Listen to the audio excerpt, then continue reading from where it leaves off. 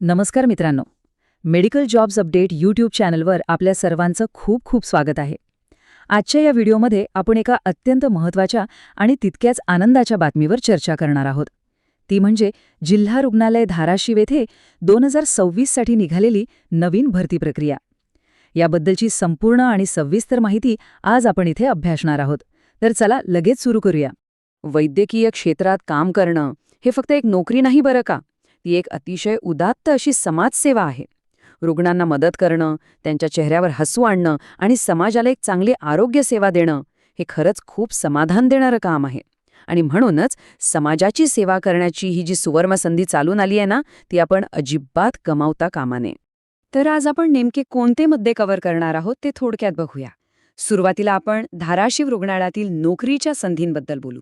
त्यानंतर उपलब्ध पदे कोणती आणि पगार किती असेल ते पाहू. मग शैक्षणिक पात्रता आणि अनुभवाच्या अटी, सोबतच कंत्राटी स्वरूपाचे नियम आणि शेवटी सर्वात महत्त्वाचं म्हणजे ऑफलाईन अर्ज नेमका कसा करायचा हे सर्व आपण आज जाणून घेणार आहोत. चला तर मग आपला पहिला मुद्दा आहे धाराशिव रुग्णालयातील नोकरीच्या संधी. सिव्हिल हॉस्पिटल धाराशिव यांच्याकडून हे अधिकृत नोटिफिकेशन आलेलं आहे. आणि यातली सगळ्यात भारी आणि पॉझिटिव्ह गोष्ट म्हणजे या पदांसाठी पुरुष आणि महिला असे दोघेही अर्ज करू शकतात. त्यामुळे ही एक उत्तम संधी आहे.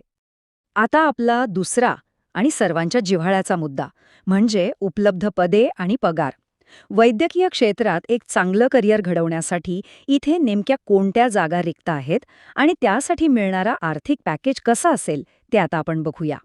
तर बघा, इथे प्रामुख्याने 2 महत्त्वाची पदे भरली जाणार आहेत. पहिलं म्हणजे लॅब टेक्निशियन आणि दुसरं म्हणजे ब्लड बँक असिस्टंट.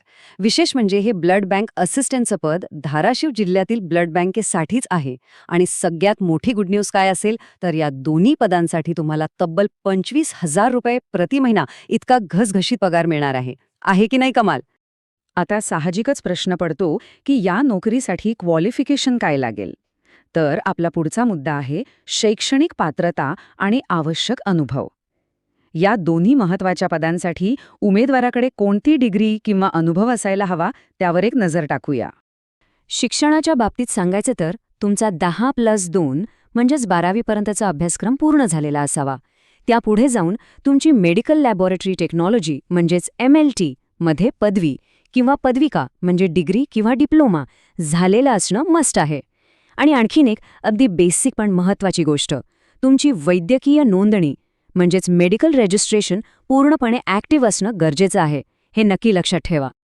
आता अनुभवाच्या अटीबद्दल थोडं क्लिअर करतो. इथे त्यांनी थोडासा फरक ठेवलाय.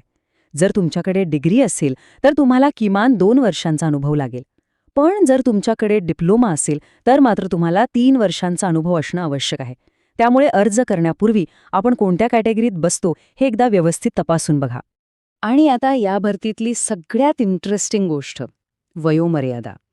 तुम्हाला ऐकून कदाचित आश्चर्य वाटेल, पण इथे वयोमर्यादा चक्क 18 वर्षांपासून ते थेट 60 वर्षांपर्यंत देण्यात आली आहे. म्हणजे काय तर अगदी फ्रेशर्सपासून ते बऱ्याच वर्षांचा अनुभव असलेल्या सिनियर लोकांपर्यंत सगळेच या संधीचा फायदा घेऊ शकतात. ही खरंच एक मोठी जमेची बाजू आहे. आता आपण वळतोय चौथ्या मुद्द्याकडे, तात्पुरत्या कंत्राटाच्या अटी.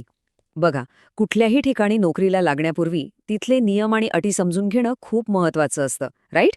तर आपण तेच आता बघणार आहोत. तर सर्वांत आधी हे क्लिअर असावं की ही जी भरती आहे ना, ती पूर्णपणे कंत्राटी म्हणजेच कॉन्ट्रॅक्ट बेसिसवर असणार आहे. सध्यासाठी हा कालावधी 3 महिन्यांचा निश्चित करण्यात आला आहे. आणि दुसरं म्हणजे या पदांवर काम करताना तुम्हाला TA, DA किंवा HRA, TA, DA, HRA असे कुठलेही अतिरिक्त भत्ते मिळणार नाहीत. ही गोष्ट अर्ज करताना डोक्यात असू द्या. चला, आता शेवटचा आणि सर्वात महत्त्वाचा टप्पा, ऑफलाईन अर्ज प्रक्रिया. हे सगळं ऐकल्यावर आता प्रत्यक्ष अर्ज कसा करायचा, कुठल्या पत्त्यावर पाठवायचा हे आता आपण एकदम सोप्या भाषेत समजून घेऊया. अर्ज करण्यासाठी तुम्हाला 3 सोप्या स्टेप्स फॉलो करायच्या आहेत.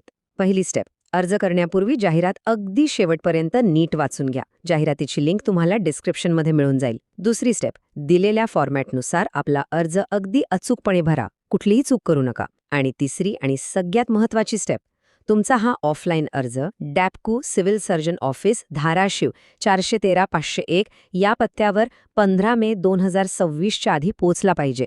लक्षात ठेवा, अर्ज फक्त आणि फक्त ऑफलाईन पद्धतीनेच पाठवायचा आहे बरं का. तर मित्रांनो, समाजाची सेवा करण्याची आणि सोबतच वैद्यकीय क्षेत्रात आपलं उत्तम करिअर घडवण्याची ही एक भारी संधी तुमच्या दारात आली आहे. तुम्ही या संधीचं सोनं करायला तयार आहात ना? आजची ही माहिती तुम्हाला पुढचा निर्णय घेण्यासाठी नक्कीच मदत करेल.